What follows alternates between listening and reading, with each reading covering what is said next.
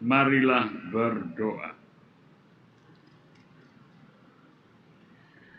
Allah yang Maha Kuasa dan Kekal, perawan Maria yang tak bernoda, Bunda Putramu telah Kau angkat dalam kemuliaan surgawi dengan jiwa dan raganya. Kami mohon semoga dengan tetap mengarahkan hati kepada perkara-perkara surgawi, kami layak ikut serta dalam kemuliaannya. Demi Kristus Putramu yang hidup dan bersatu dengan Dikau dalam persekutuan dengan Roh Kudus, Allah sepanjang segala masa. Amin.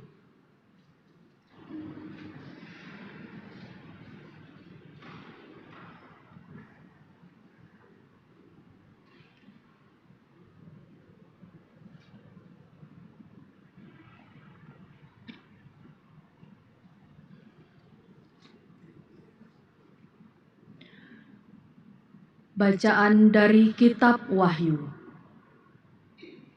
Aku, Yohanes, melihat bait suci Allah yang di surga, dan kelihatanlah tabut perjanjiannya di dalam bait suci itu.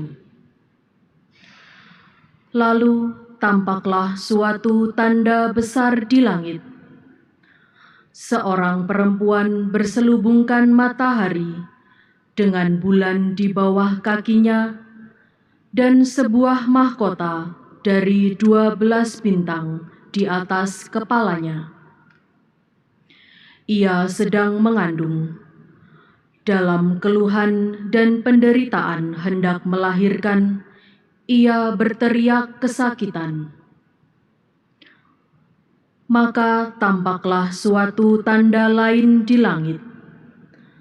Seekor naga merah padam yang besar, berkepala 7 dan bertanduk 10, dan di atas kepalanya ada 7 mahkota.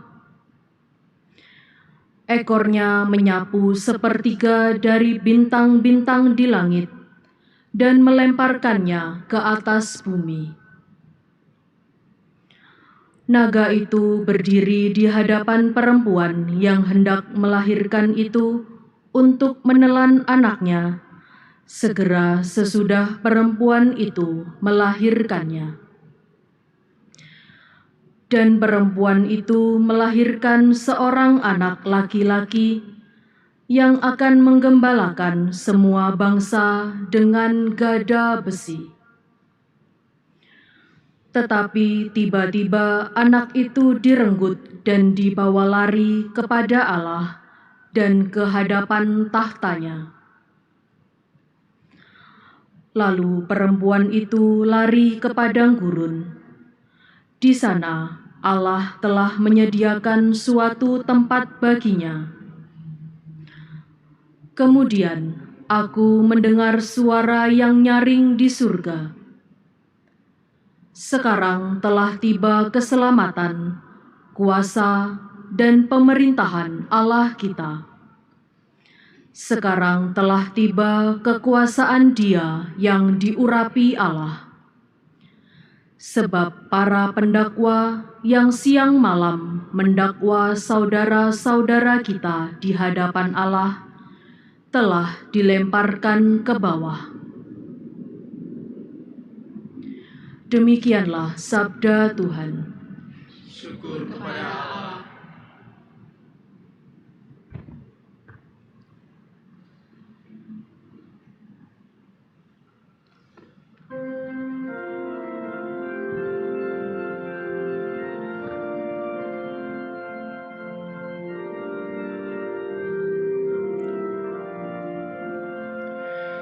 Di sebelah kananmu berdiri permaisuri, berpakaian emas dari Ofir.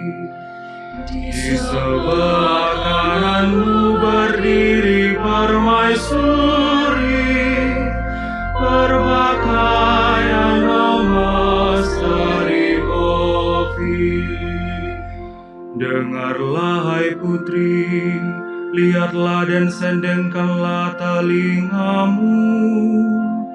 Lupakanlah bangsamu dan sisi rumah ayahmu. Biarlah Raja menjadi bergairah karena keelokan-Mu, sebab Dialah Tuanmu, sujudlah kepadanya.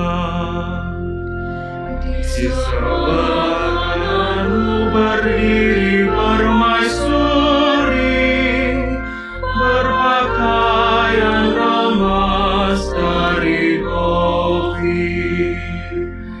Dengan sukacita dan sorak-sorai mereka dibawa, mereka masuk ke dalam istana raja. Di sebelah kanan-Mu berdiri permaisuri, berpakaian emas dari Ofir.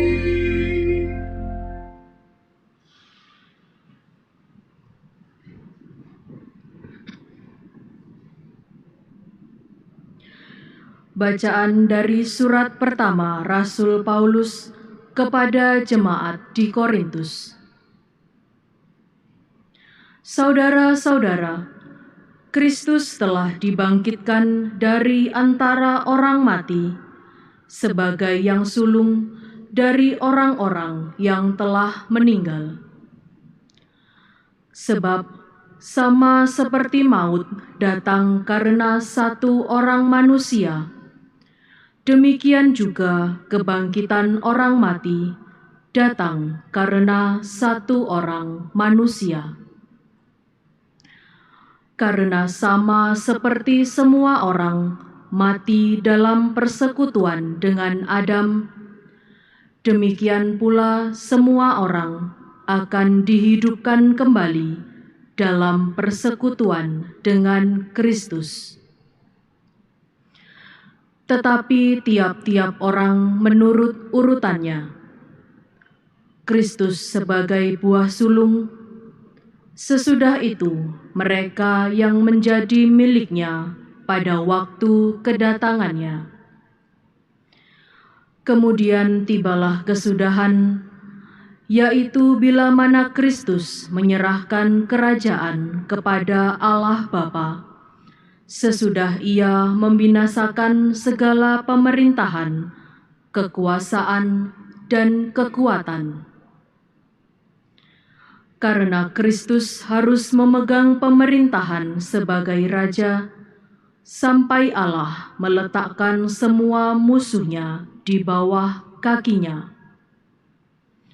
Musuh terakhir yang Ia binasakan ialah maut. Demikianlah sabda Tuhan. Syukur kepada Allah.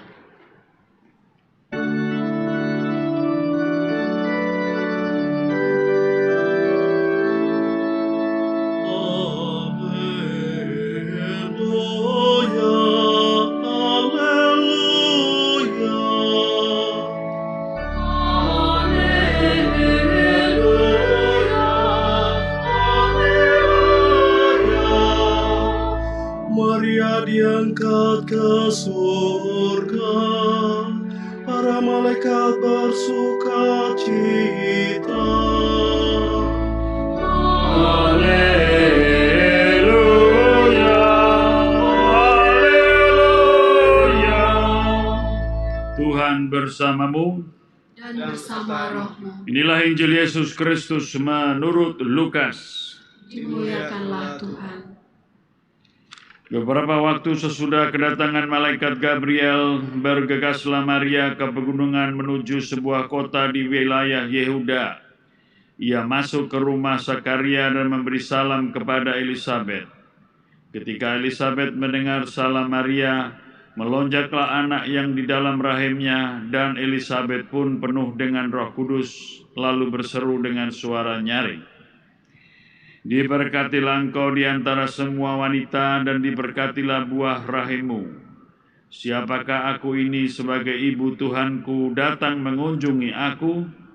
Sebab sesungguhnya ketika salammu sampai kepada telingaku, anak yang ada di dalam rahimku melonjak kegirangan." Sungguh berbagailah dia yang telah percaya, sebab firman Tuhan yang dikatakan kepadanya akan terlaksana. Lalu kata Maria, jiwaku memuliakan Tuhan dan hatiku bergembira karena Allah juru selamatku, sebab ia telah memperhatikan kerendahan hamba-Nya.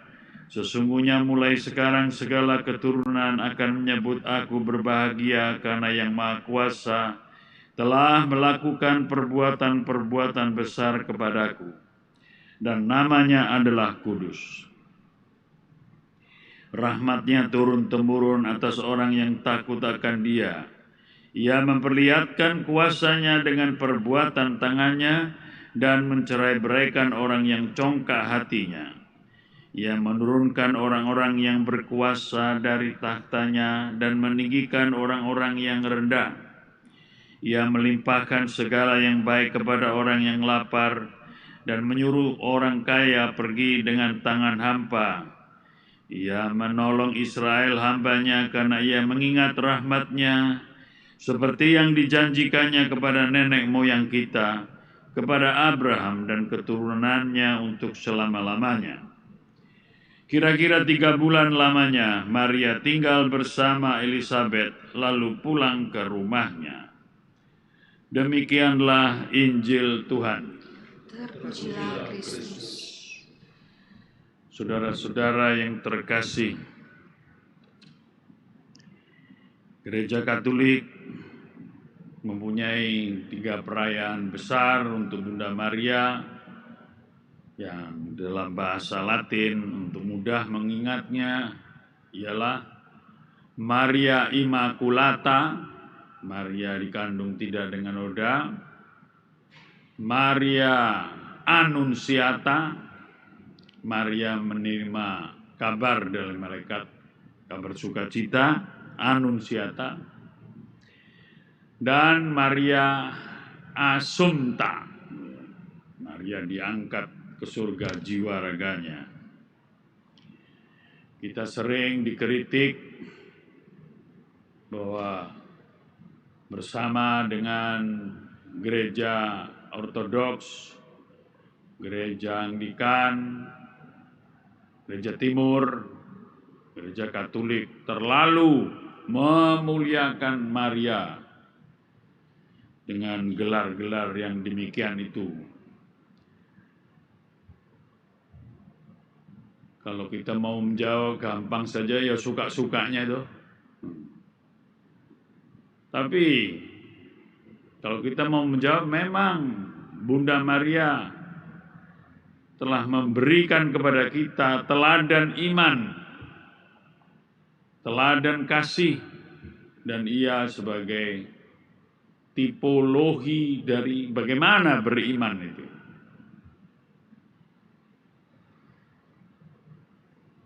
Berkali-kali saya ketemu dengan suami istri, bapak ibu. Wah, bapak apa? Sehari-hari apa? Oh, saya pengusaha. Wah, besar. Atau pejabat atau apa. Lalu ibu seorang apa, Bu? Kerja. Saya ibu rumah tangga biasa saja. Saudara-saudara, ini seringkali salah kaprah dalam hidup keluarga. Bapak itu seorang laki-laki, wah itu dimuliakan, wah hebat, karena menghasilkan uang, kerja menghasilkan uang. Seringkali ibu atau wanita perempuan yang menghabiskan uang. Itu gambaran yang keliru dan berat sebelah. Menjadi ibu rumah tangga biasa saja dianggap itu, ya itu pekerjaan apa, sederhana, sepele, kecil, tidak mengundang decak kagum. Wah, hebat ya.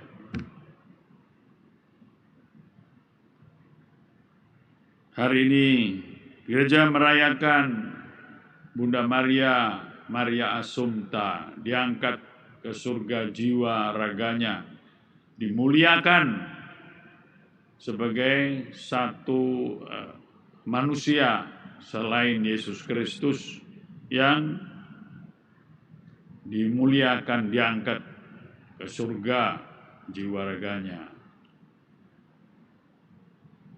Apakah kita iri? Ini bukan soal iri atau sirik karena tidak adil. Bagaimana? Hanya Bunda Maria yang diberi. Lepas dari semua kontroversi apa itu, gereja yakin bahwa Bunda Maria pantas mengalami dalam tanda petik pemuliaan itu, karena ia sebenarnya adalah seorang wanita yang tidak minta dimuliakan. Tapi kalau Bunda Maria kita kenang dan kita hormati, bahkan kita rayakan sebagai ibu iman ini, karena justru ia adalah ia melakukan semua kehendak Allah atas dirinya. Kita kenal akan perutusan malaikat kepada Bunda Maria untuk menjadi ibu Tuhan Yesus. Ia menjawab kata-kata yang sangat akrab dengan dunia Katolik, yaitu "Aku ini hamba Tuhan, terjadilah padaku menurut perkataanmu." Kelihatan bahwa seluruh hidup Bunda Maria adalah sungguh pekerjaan atau pengorbanan hidup, pelayanan yang sederhana, diam, lebih banyak diam, tidak mengundang kekaguman atau pujian, tidak melakukan. Justru karena melakukan pekerjaan-pekerjaan, melakukan pengorbanan, menyatakan pengorbanan hidup dalam pelayanan, dalam hal yang kecil-kecil, sederhana dan sepele, hanya Allah yang dapat menghargai, yang bisa menghargai pekerjaan-pekerjaan yang sederhana, sepele, kecil, tidak mengandung decak kagum manusia sehingga manusia menjadi bangga luar biasa. Apalagi itu dilakukan dengan kesungguhan, dengan cinta yang besar. Bukan karena pekerjaan itu kecil, sederhana dan biasa, lalu ya sudahlah, ya tidak bersemangat. Kita patut berterima kasih kepada corona virus ini, karena orang sekarang, terutama anak-anak, sekarang harus menghargai pekerjaan-pekerjaan seorang ibu. Siapa toh seorang ibu itu? Ya, punya perhatian kepada yang biasa-biasa, yang kecil-kecil, sederhana, tidak mencari pujian, tidak mencari lem-leman, tidak, atau imbalan, enggak. Kalau anak dari kecil sudah, siapa yang mengingatkan yang anak supaya bangun, ya, ayo, itu pun kalau membangunkan anaknya, anak-anak sering ya, ayo tangi, sebentar lagi sekolah loh hari ini. Siapa yang mengingatkan, ayo mandi ya supaya bersih? Loh Bu, kadal aja enggak pernah mandi tapi resik mengkilat, itu kadal. Mandi supaya bersih sehingga kamu jauh dari bakteri atau paling tidak kamu dijauhkan dari penyakit-penyakit kulit. Ayo makan, ya. Makan pagi, sarapan, dan sebagainya dan sebagainya. Pergi ke sekolah, ya. Selalu kalau pergi keluar rumah, siapa yang mengatakan itu supaya ndak pongah sombong? Wah. Ya hanya seorang ibu. Hati-hati ya. Ya, hati-hati ya. Nah. Kalau bapak ndak peduli, pergi-pergi ke sana. Ya. Ibu kalau sakit, ya siapa? Yang pertama kali PK, wah anak saya kok kelihatan sakit perut atau bagaimana, itu ya ibu. Dan pertama kali mesti dilus-lus ya gimana, lalu entah kalau sakit perut ya, suruh istirahat, suruh telentang, lalu apa? Wah bukan bawa ke dokter, enggak. Mungkin masuk angin, perutnya diborehi dengan minyak kayu putih. Sederhana, waras-waras dewe. Dan sebagainya dan sebagainya. Pekerjaan kasih yang sederhana, yang diam, yang tapi dilandasi oleh cinta yang luar biasa. Itulah yang dilakukan Bunda Maria untuk mau mengandung dari Roh Kudus, melahirkan Tuhan Yesus, merawat, membesarkan, sampai terus mengikuti sampai pada waktunya Bunda Maria tetap mendampingi jalan dia masuk kota Yerusalem untuk penebusan, ya, menjadi mati di kayu salib. Itu pun ia berada di bawah kaki salib terkenal itu. Bagaimana sub umbra crucis, di bawah salib Bunda Maria bukan sedih seperti seorang ibu yang kehilangan anaknya mati, menangis, gelele, gerung-gerung, tidak. Ia menyerahkan, anakku memang harus menjadi penebus dan penyelamat dengan mati di kayu salib. Maka itu apa yang dilakukan Bunda Maria menjadi inspirasi bagi kita semua untuk bertekun dalam hal-hal yang didasari oleh kasih yang luar biasa, tetapi dengan perwujudan yang sederhana, yang sepele, dari kepekaan dan kepedulian untuk berbuah dalam karya kasih. Bukan mencari kebesaran, kehebatan. Bacaan Injil diambil dari bagian atau kisah bagaimana Bunda Maria mengandung lalu bingung bagaimana, ya lalu mengunjungi Elizabeth,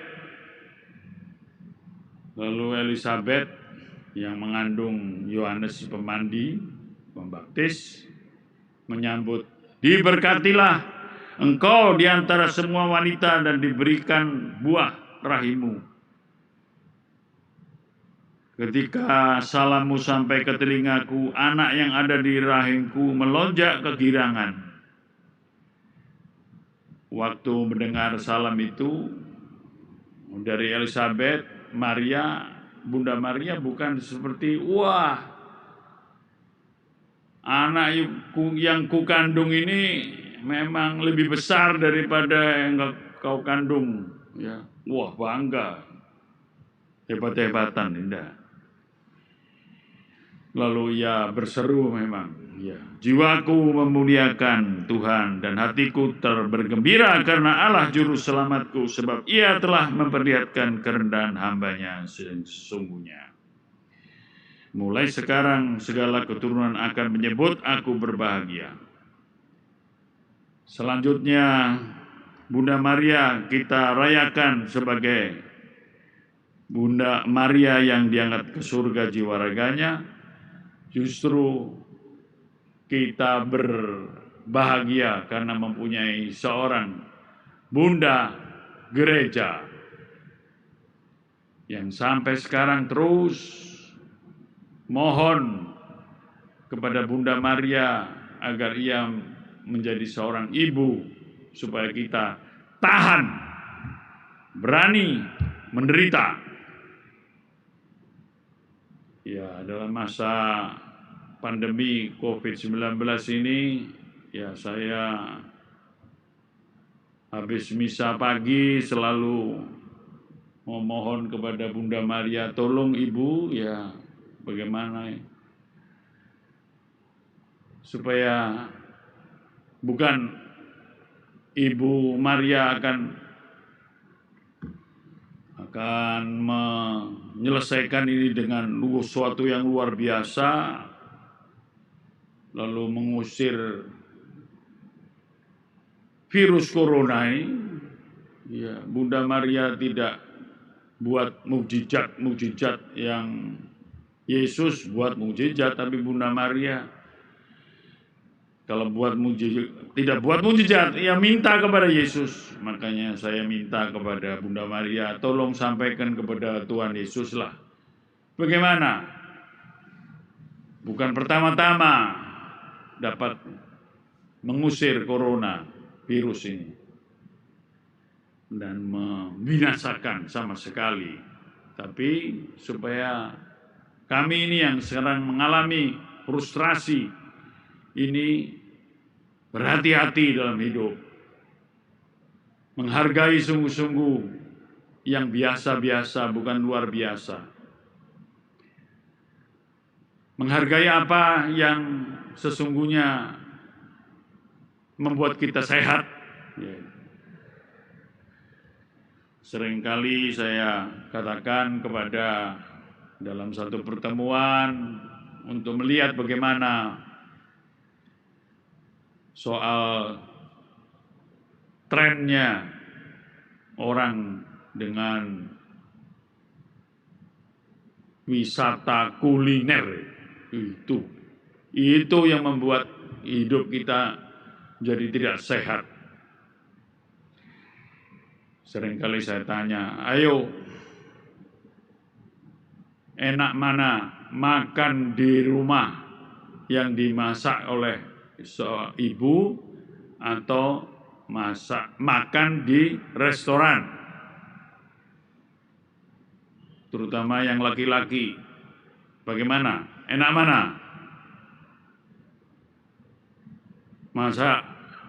Makan di rumah ya, yang disediakan oleh yang dimasak, disiapkan oleh ibu.